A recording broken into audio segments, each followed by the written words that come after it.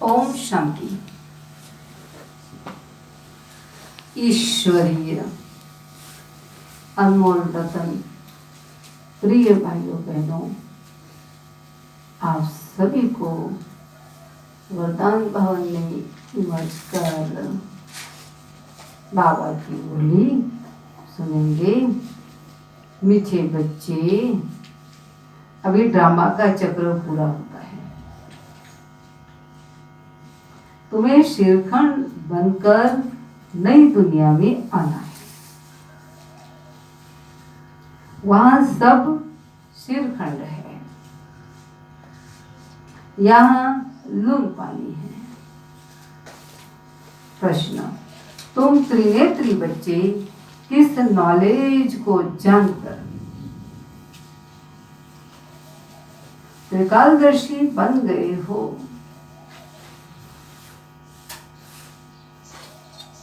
उत्तर, तुम्हें अभी सारे वर्ल्ड की हिस्ट्री ज्योग्राफी की नॉलेज मिली है।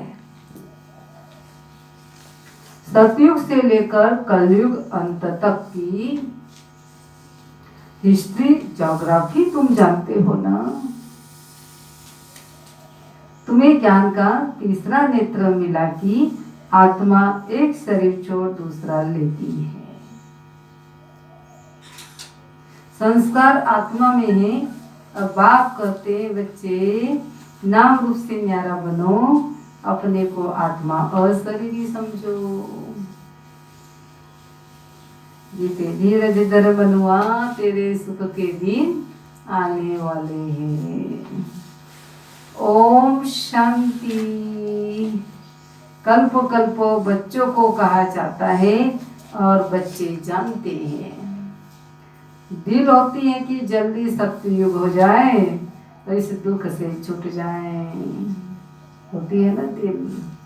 परंतु ड्रामा बहुत धीरे धीरे चलने वाला है। बाबा धीरज देते हैं, बाकी थोड़े रोज हैं। बड़ों बड़ों द्वारा भी आवाज सुनते रहेंगे, दुनिया बदलनी है। जो भी बड़े बड़े पोप जैसे वह भी कहते हैं दुनिया बदलने वाली है। अच्छा, फिर पीस कैसे होगी? इस समय सब लून पानी है। अभी हम सिरखंड हो रहे हैं। उस तरफ दिन प्रतिदिन लून पानी होते जाते हैं। आपस में लड़ झगड़ कर खत्म होने वाले हैं। तैयारियां हो रही हैं। यह ड्रामा का चक्र अब पूरा होता है। पुरानी दुनिया पूरी होती है, नई दुनिया की स्थापना भी हो रही है। नई दुनिया सब पुरानी, पुरानी सब नई दुनिया फिर बनेगी। इसको नई दुनिया का चक्र कहा जाता है, जो फिरता रहता है। यह तुम अभी समझ रहे हो। अभी बाबा को बुलाते भी है, हे पतित पावन आओ, आकर नई दुनिया की स्थापना करो। नई दुनिया में जरूर सुख होता है ना। अब बच्चे छोटे बड़े सब जान गए हैं कि अभी घर चलना है। यह नाटक पूरा होता है, हम फिर से सतयुग में जाएंगे, फिर 84 जन्मों का चक्र भी लगाना है। स्व आत्मा को दर्शन होता है, सृष्टि चक्र का, अर्थात आत्मा को ज्ञान का तीसरा नेत्र मिला है। इसको कहा जाता है त्रिनेत्री। अभी तुम त्रिनेत्री हो और सभी मनुष्यों को यह स्थूल नेत्र है। ज्ञान का नेत्र कोई को नहीं है। त्रिनेत्री बने तब त्रिकालदर्शी बने, क्योंकि आत्मा को ज्ञान मिलता है ना। आत्मा ही एक शरीर छोड़ दूसरा लेती है। संस्कार आत्मा में रहते हैं। आत्मा विनाशी है। अब बाप कहते हैं नाम रूप से न्यारा बनो, अपने को शरीरी समझो, देह नहीं समझो। यह भी जानते हो हम आधार कल्प से परमात्मा को याद करते आए हैं। इसमें जब जास्ती दुख होता है तब जास्ती याद करते हैं। अभी कितना दुख है, आगे इतना दुख नहीं था। जब से बाढ़ वाले आए हैं तब से ये राजा लोग भी आपस में लड़े हैं, जुदा जुदा हुए हैं। सतयुग में तो एक ही राज्य था। अभी हम सतयुग से लेकर कलयुग अंत तक की हिस्ट्री ज्योग्राफी समझ रहे हैं। अभी तुम्हारी बुद्धि में है ऊंचे से उच्च बाप रहते भी परम धाम में है कि सूक्ष्म वतन का भी तुमको मालूम है। मनुष्य ही फरिश्ता बनते हैं, इसलिए सूक्ष्म वतन दिखाया है। तुम आत्माएं जाती हो, शरीर तो सूक्ष्म वतन में नहीं जाएगा।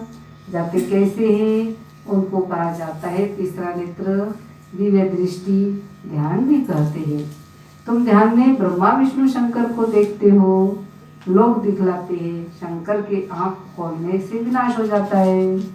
अब इनसे तो कोई समझ ही न सके। अभी तुम जानते हो विनाश तो ड्रामानुसार होना ही है। आपस में लड़कर विनाश हो जाएंगे।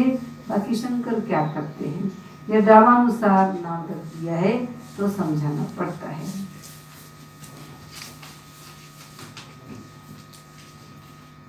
अब तुम बच्चे बाप के सम्मुख बैठे हो तो कितनी खुशी होनी चाहिए। यहाँ डायरेक्ट भाषण आती है, बाबा हमको पढ़ाते हैं। इनको मेला कहा जाता है। सेंटर्स पर तुम जाते हो, वहाँ कोई आत्माओं परमात्मा का मेला नहीं कहेंगे, आत्माओं परमात्मा का मेला यहाँ लगता है मधुबन में। सब जान जाएंगे।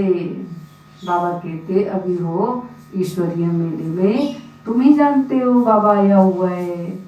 सब जान जाए तो पता नहीं कितनी भीड़ हो जाए। इतने मकान आदि रहने के लिए कहाँ से लाएंगे।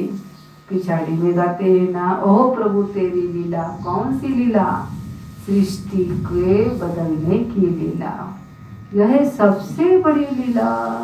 पुरानी दुनिया खत्म होने से पहले नई दुनिया की स्थापना होती है।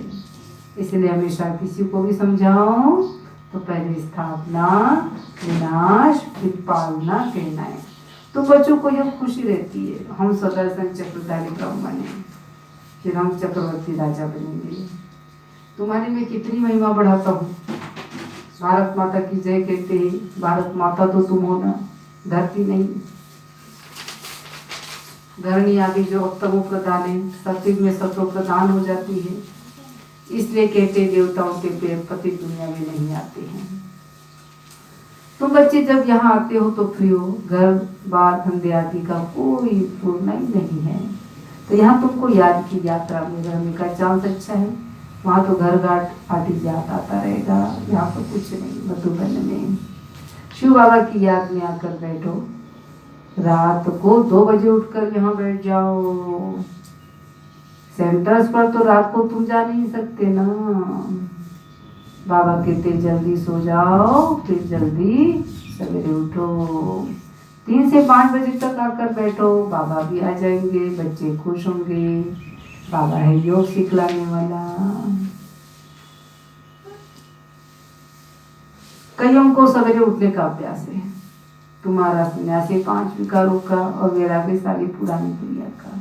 अच्छा मीठे मीठे सीखे लगे बच्चों प्रति माता पिता बाप दादा का याद प्यार और गुड मॉर्निंग।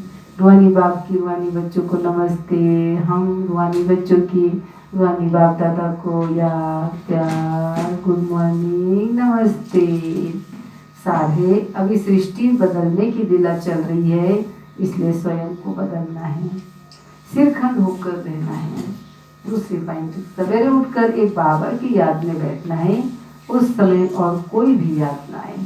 पुरानी दुनिया से देह का वैरागी बन 5 विकारों का संन्यास करना है।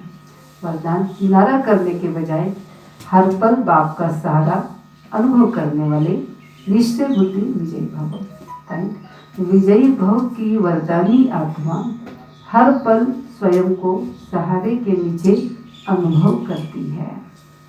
उनके मन में संकल्प मात्र भी बेसहारे व अकेलेपन का अनुभव नहीं होता है।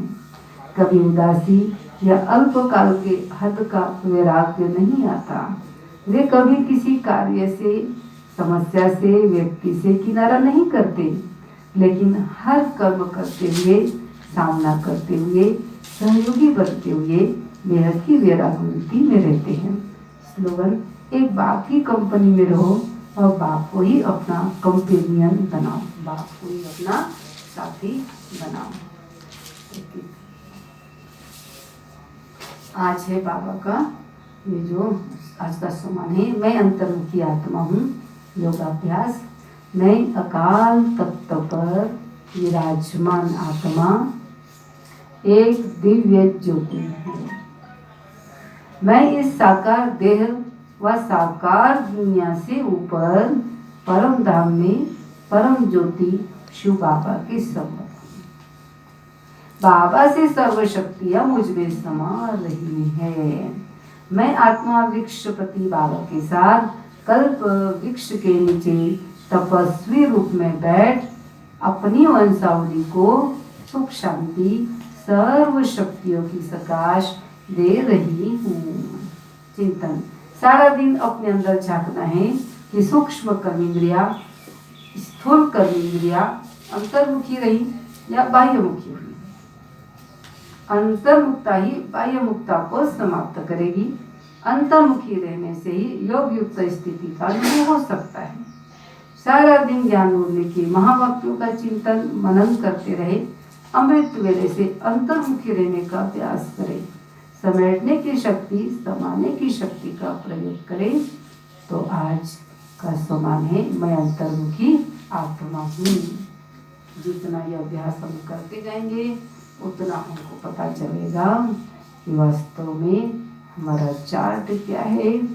क्योंकि यह बहुत सुंदर हमें मौका मिला हुआ है अंतर्मुखी बन करके सवेरे उठ करके प्यारे बाबा के साथ मिलन मनाने का। ये बहुत सुंदर सौभाग्य हमको मिला है।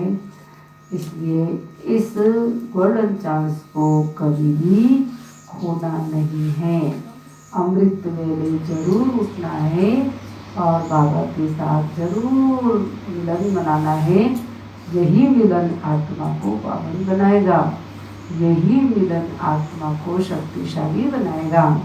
क्योंकि देखो भाइयों बहनों, अब आने वाला जो समय होगा कितनी परिस्थिति आएगी, कितनी समस्या आएगी, और उस समस्याओं के हमें सामना करने के लिए हमें आंतरिक रूप से कितना न हमको सक्षम होना पड़ेगा, कितना न हमको शक्तिशाली बनना पड़ेगा।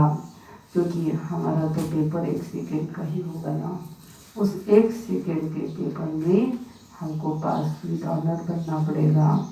तो उसका आधार है अंतर्मुखी बनना और सवेरे बाबा को याद करना, बहुत अच्छी तरह से अपने आप को जानना, अपने आप को पहचानना और संगम को पहचानना। क्योंकि अब तो सृष्टि बदलने ही वाली है। उसके पहले बाबा करके नई दुनिया की स्थापना का कार्य कर रहे, पूरा होने जा रहा है। बस हमें केवल अब आलसी अलबेलापन बहानेबाजी नहीं करना है। क्योंकि याद रहे अभी नहीं तो कभी नहीं। अच्छा, सभी को ईश्वरीय स्नेह भरी याद। ओम शांति।